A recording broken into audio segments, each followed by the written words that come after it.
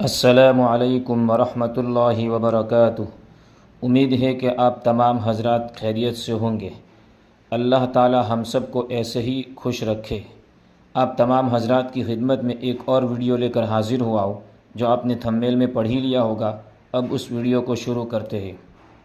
ایک مسئلہ ہے ایسا کہ اس میں آج کل عربوں میں اور غیر عربوں میں اس مسئلے میں بڑا اختلاف ہو رہا ہے۔ اس مسئلے کو میں سمجھاؤں، آپ حضرات کو سمجھ لیں اسے۔ عربوں کو اس پر بہت زیادہ اصرار ہے کہ سلام کے بعد کوئی دعا مت مانگو۔ چنانچہ آپ حج کے لیے تشریف لے جاتے ہوں گے تو حرمین شریفین میں بھی نمازوں کے بعد سلام پھیرنے کے بعد ائمہ کوئی دعا نہیں مانگتے۔ حرمین شریفین کے علاوہ جو عربوں کی دوسری مسجدیں ہیں، ان مسجدوں میں بھی آپ کہیں بھی نماز پڑھیں گے اور کسی عرب ملک کے اندر تو عام طور پر آپ یہ دیکھیں گے کہ وہ سلام کے بعد دعا نہیں مانگتے، اور وہ یہ کہتے ہیں کہ نبی اکرم صلی اللہ تعالی علیہ وسلم سے اور صحابہ کرام رضی اللہ تعالی عنہم اجمعین سے نمازوں کے بعد ہیئت اجتماعی کے ساتھ، یعنی پوری گیدرنگ کے ساتھ، ہمیشہ التزام کے ساتھ، پابندی کے ساتھ دعا مانگنا ثابت نہیں۔ لہذا جو بات حضور اکرم صلی اللہ تعالی علیہ وسلم سے ثابت نہیں ہے، اس کا کیوں اتنا التزام کیا جاتا ہے کہ کوئی نماز ایسی جانے نہیں دی جاتی کہ اس کے بعد دعا نہ مانگی جائے، ہر نماز کے بعد دعا مانگی جاتی ہے۔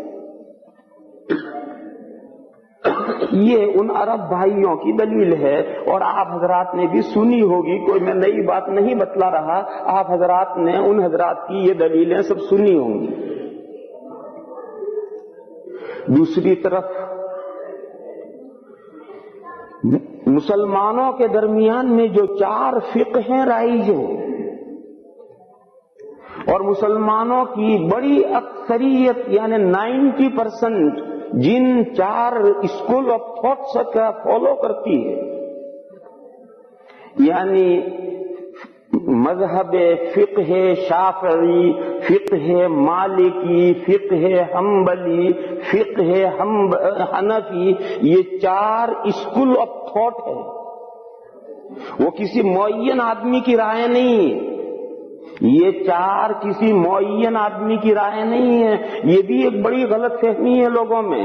لوگ یہ سمجھتے ہیں کہ مذہب حنفی یعنی امام ابو حنیفہ علیہ الرحمہ کی اوپینین اور رائے، مذہب شافعی یعنی حضرت محمد ابن ادریس شافعی رحمہ اللہ کی اوپینین اور رائے، مذہب مالکی یعنی امام مالک علیہ الرحمہ کی رائے، مذہب حنبلی یعنی امام احمد ابن حنبل علیہ الرحمہ کی رائے۔ ایسا نہیں ہے، ایسا نہیں ہے۔ جو لوگ ایسا سمجھتے ہیں وہ غلطی پر ہیں، اور وہ اس کی حقیقت سے بے خبر ہیں، واقف نہیں ہیں۔ میں آپ حضرات زیادہ تر حنفی ہیں، یہاں جو حضرات تشریف فرمائے ہیں زیادہ تر حنفی ہیں، شافعی اس میں کچھ ہوں گے، مالکی بھی کچھ ہو سکتے ہیں، حنبلی بھی کچھ ہو سکتے ہیں، لیکن یہاں زیادہ تر حضرات جو ہے حنفی ہیں۔ اس لیے میں آپ ہی حضرات کی مثال دوں کہ ہماری فقہ حنفی کی کوئی کتاب آپ کھول کر دیکھیں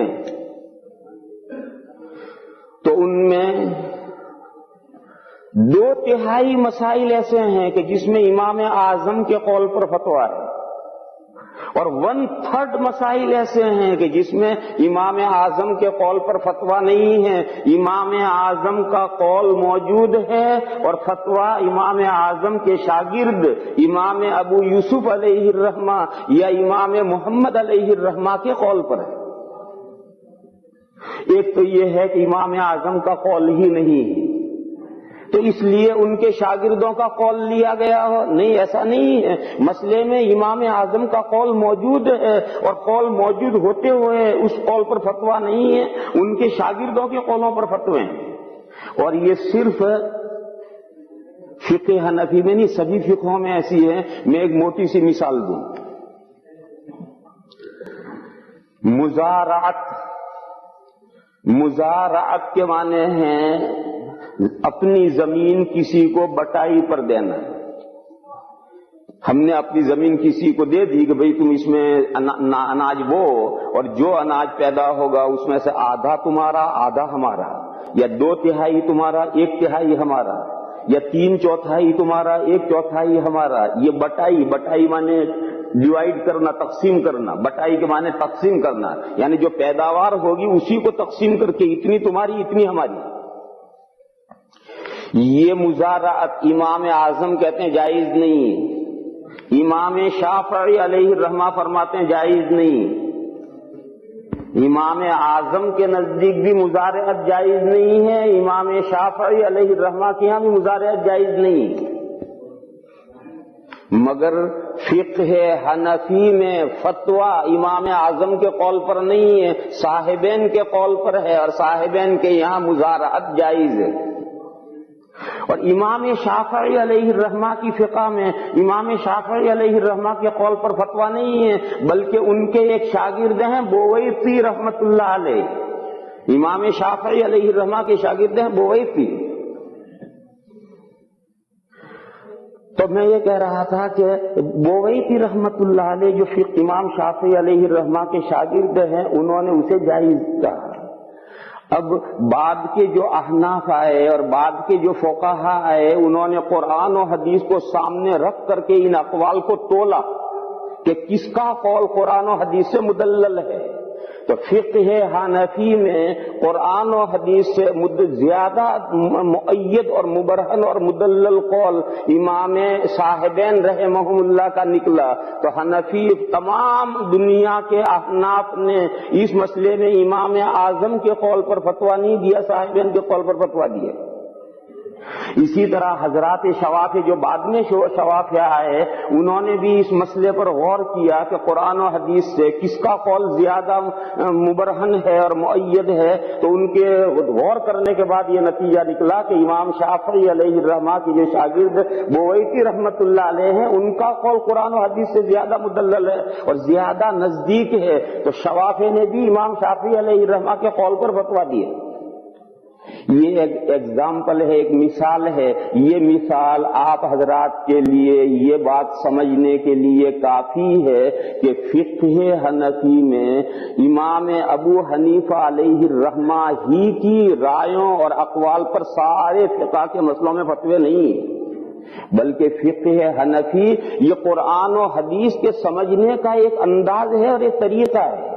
उसके प्रिंसिपल जो हैं, जो उसूल फिक़ा कहलाते हैं, और उस प्रिंसिपल के सामने रख करके कुरान और हदीस को एक खास नहज पर सोचा जाता है, समझा जाता है। इसी तरीके पर इमाम शाफई अलैहि रहमा और शवाफी की उसूल फिक़ा अलग है, उनके प्रिंसिपल्स अलग हैं। मालिकी फिक़ा और उनके प्रिंसिपल्स अलग हैं। हम्बली फिक़ा और उनके प्रिंसिपल्स अलग हैं। लिहाजा ये चारों जो फिक़्ह हैं, ये स्कूल ऑफ थॉट है, ये मुअय्यन आदमी की रायों का फॉलो नहीं। लिहाजा जो लोग ये समझते हैं कि तक़लीद शख्सी यानी एक ही आदमी के पीछे क्यों चला जाए, यहां ज़हन साफ कर लेना चाहिए कि मसला एक आदमी के पीछे चलने का नहीं, एक मकतबे फिक्र के फॉलो करने का है और एक खास मकतबे फिक्र के तहत में चलने का है। मकतबे फिक्र बहुत हैं, जितने इंसान हैं इतने मकतबे फिक्र हैं। देखो दुनिया में मकतबे फिक्र बहुत हैं, सोचने के अंदाज बहुत हैं। जितने दुनिया में इंसान हैं इतने मकतबे फिक्र हैं। और पहले बहुत से मुज्तहिदीन गुजरे और उन बहुत से मुज्तहिदीन के अलग अलग मकतबे फिक्र थे, लेकिन आहिस्ता आहिस्ता उन मकतबे फिक्र के मानने वाले खत्म हो गए और इन 4 मकतबे फिक्र के मानने वाले आज दुनिया में हैं। तो इस वक्त दुनिया में जो ज्यादा तादाद है वो इन 4 मकातिबे फिक्र का फॉलो करती है। इन चारों फिक़हों की किताबों में ये मसला लिखा है, हमारी फिक़ा में भी लिखा है, शवाफी के यहाँ भी है, हनाबिला के यहाँ भी है, मालिकिया के यहाँ भी है कि नमाजों के बाद सलाम फेरने के बाद जमात का सबका जमात का दुआ मांगना हसन है। हसन है, सुन्नत नहीं। सुन्नत लफ्ज इस्तेमाल नहीं किया बल्कि हसन लफ्ज इस्तेमाल किया है। हसन यानी अच्छा है। ایسے ہی مزید ویڈیو دیکھنے کے لیے آپ ہمارے چینل نورانی باتیں کو لائک کریں، سبسکرائب کریں تاکہ ویڈیو اپلوڈ ہوتے ہی سب سے پہلے نوٹیفیکیشن آپ کو مل جاوے، اور اس ویڈیو کو شیئر کرنا بالکل نہ بھولیں۔